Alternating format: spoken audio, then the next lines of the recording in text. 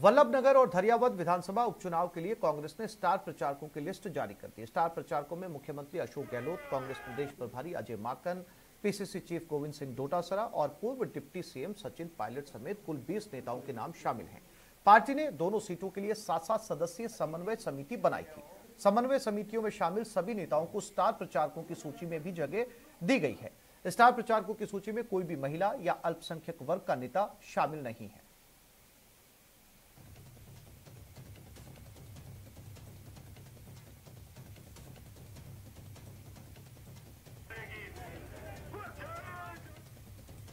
तो उपचुनाव में कांग्रेस के स्टार प्रचारक हैं मुख्यमंत्री अशोक गहलोत, प्रदेश प्रभारी अजय माकन, पीसीसी चीफ गोविंद सिंह डोटासरा, पूर्व deputy CM Sachin Pilot, CWC सदस्य रघुवीर सिंह मीणा, मंत्री प्रताप सिंह खाचरियावास, मंत्री उदयलाल आंजना, मंत्री प्रमोद जैन भाया, मंत्री अर्जुन सिंह बामणिया, मंत्री अशोक चांदना, महेंद्रजीत सिंह मालवीय, दयाराम परमार, विधायक रामलाल मीणा, गणेश घोगरा, लाखन सिंह मीणा, धर्मेंद्र सिंह राठौड़, मांगीलाल गरासिया, पुष्करलाल डांगी, दिनेश खोडंगिया, पुष्पेंद्र भारद्वाज, ये वो 20 नाम हैं जिनको स्टार कैंपेनर बनाया गया है धरियावद और वल्लभनगर सीट पर उपचुनाव में।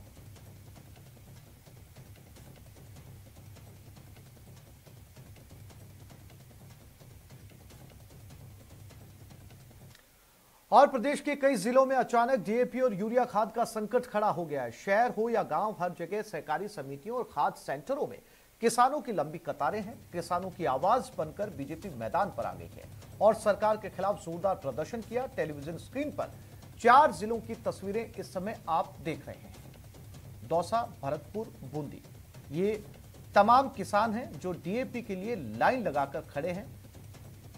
फिलहाल बीजेपी इनके सहयोग के लिए मैदान में उतर आई है।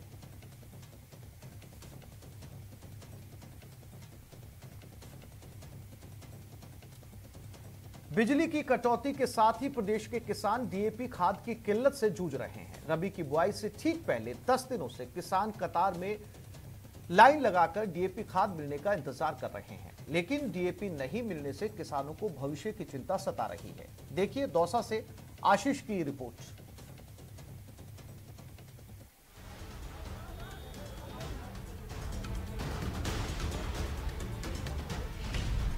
रबी सीजन में डीएपी की किल्लत।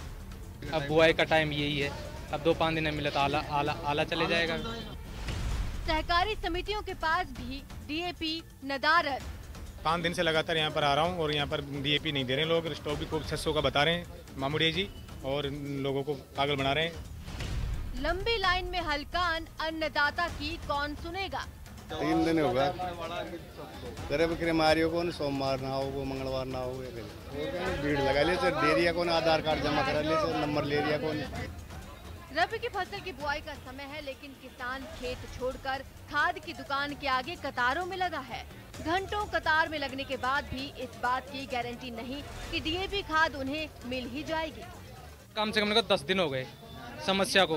अरे यार आधार कार्ड से एक दे दियो। जब अब जी का 15 बीघा जमीन से वो कहाँ से ले रहा हो 15 आधार कार्ड, बताओ अब कहाँ से लाए था वो आधार कार्ड। और दे भी तो नहीं रहे, एक आधार कार्ड से एक दे रहे हैं, वो भी नहीं मिल रहा। सुबह से आए ना, कल आना भैया, आज के तो आधार कार्ड ने स्टॉक कर लिए।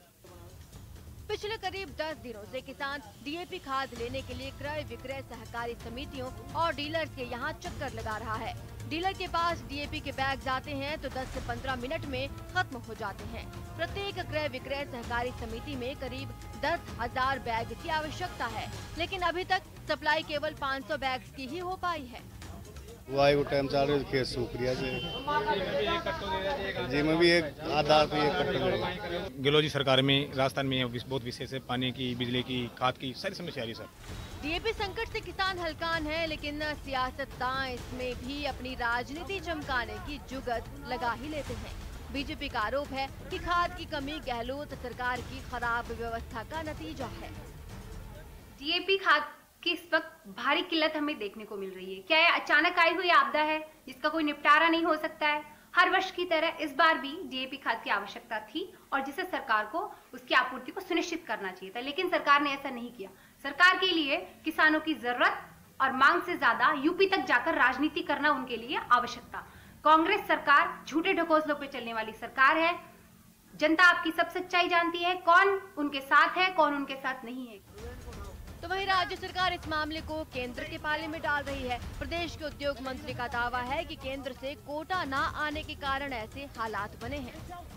डिमांड ज़्यादा बढ़ गई, बारिश अच्छी हुई है और हर जो फसल थी उसमें हर खेत में लोग सरसों चने की बुआई करेंगे। ये डिमांड और सप्लाई में बहुत बड़ा अंतर आ गया बरसात होने से। तो निश्चित रूप से गंभीर मामला है। प्रधानमंत्री जी की इस बात का फैसला करेंगे कि देश के किसानों को डीएपी पर्याप्त मात्रा में मिले। ये भारत सरकार से संबंधित मामला है। मुख्यमंत्री जी इसकी वार्तालाप वहाँ पर करें। डीएपी संकट ने राजस्थान के किसानों को हलकान कर रखा है और किसान सरकार की तरफ इस उम्मीद से ही देख रहे हैं कि जल्द खाद की आपूर्ति शुरू हो, नहीं तो अच्छी बारिश से बनी उम्मीद खाद की किल्लत से धराशायी हो जाएगी। Ashish Sharma, news 18 network, Dausa. क्या आपने कभी सुना है कि किसी जिंदा व्यक्ति का भी पोस्टमार्टम रिपोर्ट बनाई जा सकती है? अगर नहीं तो इस खबर को जरा ध्यान से देखिए। जिंदा व्यक्ति का पोस्टमार्टम, नेचुरल मौत का एक्सीडेंट, इंश्योरेंस क्लेम के करोड़ों डकारे। रमेश चंद्र, पूर्व सहायक उप निरीक्षक। Chaturbhuj Meena, senior advocate. Satish Gupta, senior doctor. Manohar Meena, बीमा कंपनी सर्वेयर। इन चेहरों को गौर से देख लीजिए। ये जिंदा व्यक्ति का पोस्टमार्टम और नेचुरल डेथ को एक्सीडेंट दिखाने में माहिर हैं। बस कीमत सही मिलनी चाहिए। ये लोग फर्जी पोस्टमार्टम कराकर इंश्योरेंस के लाखों रुपए आसानी से डकार लेते हैं। एसओजी ने जाल बिछाया और फर्जी पोस्टमार्टम गैंग के 15 लोगों को दबोच लिया। ये जो कार्रवाई की है इसमें फर्जी डेथ दिखा के और एक्सीडेंटल क्लेम उठाने की कुछ एफआईआर दर्ज हुई थी। फिर उसकी जांच की गई तो वो एक्सीडेंटल डेथ ना होके कुछ के अंदर नेचुरल डेथ थी और उसके ऊपर फिर दौसा कोतवाली के अंदर मुकदमे दर्ज किए गए थे। 3 मुकदमे इसमें दर्ज हुए थे और उसी के ऊपर कार्रवाई करते हुए टोटल 15 आदमियों को अरेस्ट किया गया है। ये सारे वो लोग हैं जो कुछ इसके अंदर की प्लानर थे। फर्जी पोस्टमार्टम गैंग का खुलासा तब हुआ जब एसओजी की टीम दिल्ली में रहने वाले अरुण नाम के व्यक्ति की सड़क दुर्घटना में मौत केस की छानबीन कर रही थी। तभी उन्हें एएसआई रमेश चंद्र, पोस्टमार्टम करने वाले डॉक्टर सतीश गुप्ता, एडवोकेट चतुर्भुज मीणा की मिली भगत का पता चला। गैंग ने अरुण को मरा बताकर फर्जी पोस्टमार्टम कराया और बीमा कंपनी के सर्वेयर के जरिए 10 लाख रुपए का क्लेम भी उठा लिया। जब सीआईडी सीबी और जयपुर रेंज आईजी ने ऐसे मामलों की गहराई से पड़ताल की तो फर्जी क्लेम के मामलों की कुंडली सामने आ गई। मुख्य अभियुक्त मैं कहूँगा जिसमें एक डॉक्टर थे जिन्होंने ये पोस्टमार्टम रिपोर्ट बनाई, एक हमारे पुलिस डिपार्टमेंट का एएसआई था और एक इसके अंदर एक वकील था। 3 लोग ये वो हैं और 1-2 लोग इनके साथ जो दलाल थे। ये 4-5 लोग की प्लानर थे जिन्होंने इसको अंजाम दिया और बाकी जो हमने इसके अंदर अरेस्ट किए हैं वो सारे बेनिफिशरीज हैं जिनको या तो जिन्होंने अपने पंचनामे में साइन किए हैं कि ये कार्रवाई है सही है, इसको जस्टिफाई करते हुए। तो इस तरह से 15 लोगों को हमने अरेस्ट किया है। कुछ अभी इसमें और बाकी हैं, शीघ्र ही उनको भी अरेस्ट किया जाएगा। कोर्ट ने गैंग के मास्टरमाइंड चारों आरोपियों को 2 दिन की पुलिस रिमांड और बाकी आरोपियों को जेल भेज दिया है। अब पुलिस चारों मास्टरमाइंडों से पूछताछ के जरिए फर्जी पोस्टमार्टम रैकेट के तार जोड़ने की कोशिश करेगी। इस बात की भी जांच की जा रही है कि इस गिरोह ने और कितने लोगों का जिंदा पोस्टमार्टम रिपोर्ट तैयार कर किस किस कंपनी को चूना लगाया है। न्यूज़ 18 के लिए दौसा से आशीष शर्मा की रिपोर्ट। अब आपको दिखाते हैं नहरों वाले गांव की कहानी। एक ऐसा जिला जहां गांव और पंचायतों के नाम वहां से निकलने वाली नहरों और उसके आउटलेट के आधार पर रखे जाते हैं। जी हां, यह है श्री गंगानगर की अनोखी व्यवस्था।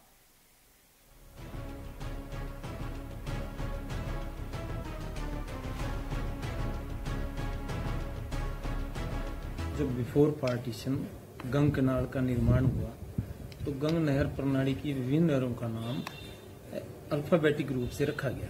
जैसे F ब्रांच है, H ब्रांच है, A B C D ऐसे करके Y Z तक। ऐसे नहर के नाम के ऊपर जैसे जैसे आउटलेट ऑफटेक करता है किसी चक का, वैसे वैसे उसका नाम उस नहर के नाम से रिलेटेड रखा गया। जी हाँ, ये श्रीगंगानगर है।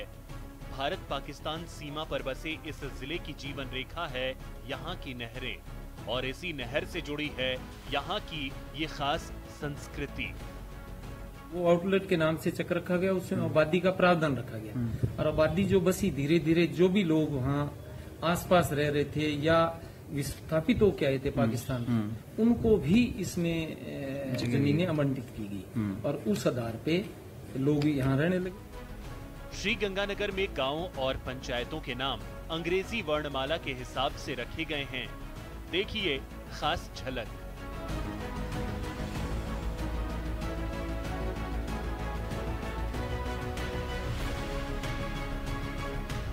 उनका यह कहना था कि जैसे जैसे नहरों का जाल आगे बढ़ता गया तो नहरों के नाम रखते चले गए। जहां आबादी थी वहां नहरों के नाम उस चक के और गांव के आधार पर रखे गए, और जहां आबादी नहीं थी वहां पे जैसे ए माइनर, छोटी नहर है तो ए माइनर हो गया, बड़ी है तो ब्रांच हो गया, जेड माइनर हो गया, बीबी माइनर हो गया। इस प्रकार से अल्फाबेटिकली नाम रखते चले गए। श्रीगंगानगर की सीमा में प्रवेश करते ही 11G, 10Z, 6Z, C head 2 ऐसी पंचायतें आपका स्वागत करती हैं, और ये व्यवस्था बनाई थी गंग कैनाल का निर्माण कर रहे ब्रिटिश इंजीनियरों ने। जब नहर बनी थी तो यहाँ कोई आबादी नहीं थी, बाहर वालों ने आके इरिगेशन की। अंग्रेजों के टाइम में बनी थी तो उन्होंने अंग्रेजी वर्णमाला के हिसाब से A B C D E इस टाइप से चलते रहे। जैसे ये जेड तक पहुंच गए, उसके बाद छोटी ए, छोटी बी, छोटी सी कर दिया। उसके बाद किसी अफसर ने फिर उसमें ए बी की जगह डबल बी, जैसे BB, CC, DD, GG इस टाइप से ये वर्णमाला हुई है। तो जैसे जैसे गांव बसते गए तो ग्राम पंचायत भी उन्हीं के नाम से होगी, गांव भी उसी के नाम से होगी। माना जाता है कि गांव, मोहल्ले और पंचायत के ऐसे नामों की वजह से इलाके में कभी वैमनस्यता नहीं होती। सरहदी इलाका होने के बावजूद आजादी के बाद श्रीगंगानगर न तो सांप्रदायिक हिंसा का शिकार हुआ और न ही जातीय हिंसा का। इसकी क्वालिटी अच्छी होती है, तो ये हमारे इलाके की खूबसूरती भी है, खुशकिस्मती भी है। भी ये हाइब्रिड इलाका है, और तो मतलब धर्म और जाति के नाम से बिल्कुल बिल्कुल ऐसा। और एक बहुत बड़ा फैक्टर ये भी है, भी हमारा कभी ऐसे नहीं होता। अभी मेरी चौथी जनरेशन है इस जिले में, तो भी हमारे एक ही कम्युनिटी के हम दोस्त हों। मेरे बहुत सारे दोस्त जो है मल्टीपल कम्युनिटी से। रेत के धोरों पर बसा श्रीगंगानगर न सिर्फ मरुधरा का बल्कि देश का शायद एकमात्र जिला है जहां गांव और पंचायतों के नाम नहर के आउटलेट के आधार पर रखे गए, और यही इनकी खासियत भी है और इनकी ताकत भी। Ashok Sharma, news 18 network, Sriganganagar. इस बुलेटिन में फिलहाल इतना ही। नमस्कार।